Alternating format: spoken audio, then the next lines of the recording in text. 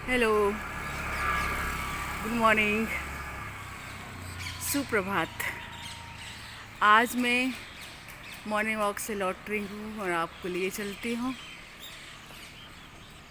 महाराजपुर के एक बहुत ही प्रसिद्ध मठ पर। मंदिर नहीं कहूँगी, क्योंकि जिन्होंने अपने आप को उस योग्य बनाया है कि वो एक ज्योति स्वरूप में लोगों को ऊर्जा देने के लिए यहाँ पर उपस्थित हैं। यदि मैं उन्हें भगवान कहूँ तो उनकी जो शक्ति उन्होंने इस जन्म में मनुष्य होकर अर्जित की है, तो उससे सही न्याय नहीं होगा, न्यायोचित नहीं होगा। It will not be justified, क्योंकि उन्होंने इतने दिनों तक तपस्या की है। उन्होंने अपने जीवन का मोल समझा है कि जीवन का उद्देश्य क्या होता है, हम क्यों इस धरा पर आए हैं, संसार पर क्यों भेजे गए हैं। कहा जाता है कि ईश्वर भी जब शून्य रूप में था, केवल ऊर्जा रूप में था, एक था, परंतु वह अकेले नहीं रह पाया। उसे प्रेम की आवश्यकता थी, प्रेम को बांटने की आवश्यकता थी। तो उसने अपने से ही अनेक रूप बनाए और उन रूपों से प्रेम करना सीखा। ये वो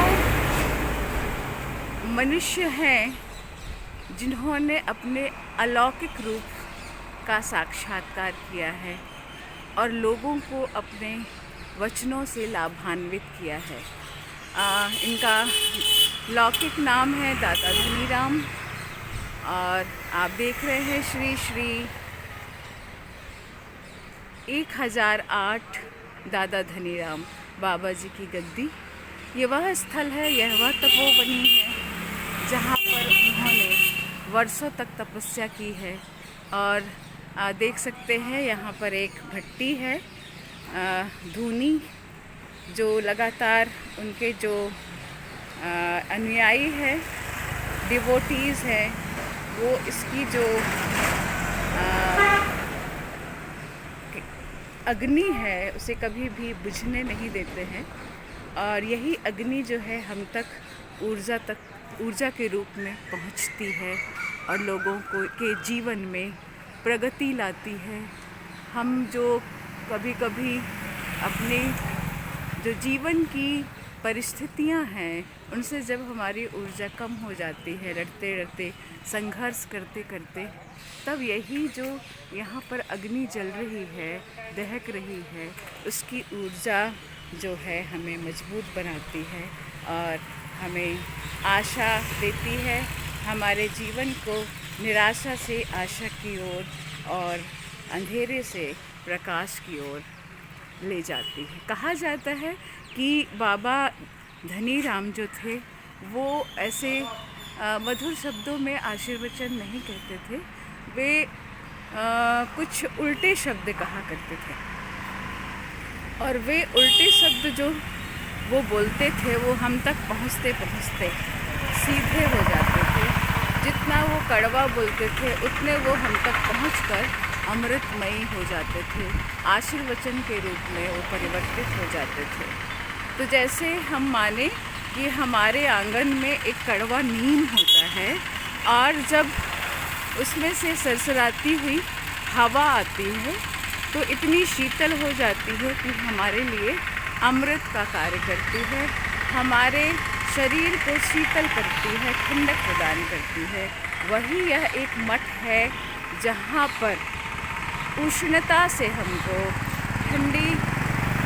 ठंडक मिलती है, हमारी आत्मा को तृप्ति मिलती है। ऐसा स्थल, तपोवनी स्थल, यह मंडला के उपनगर महाराजपुर में स्थित है, माँ नर्मदा के किनारे।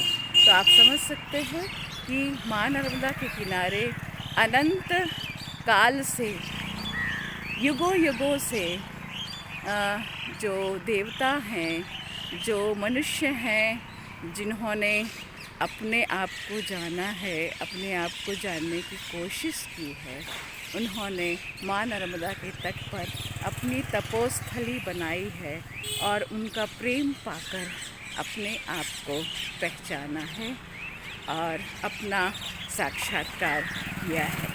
तो इस तरह से आज मैंने आपको दर्शन कराया बाबा धनीराम के मठ का, बाबा धनीराम के धुनी की।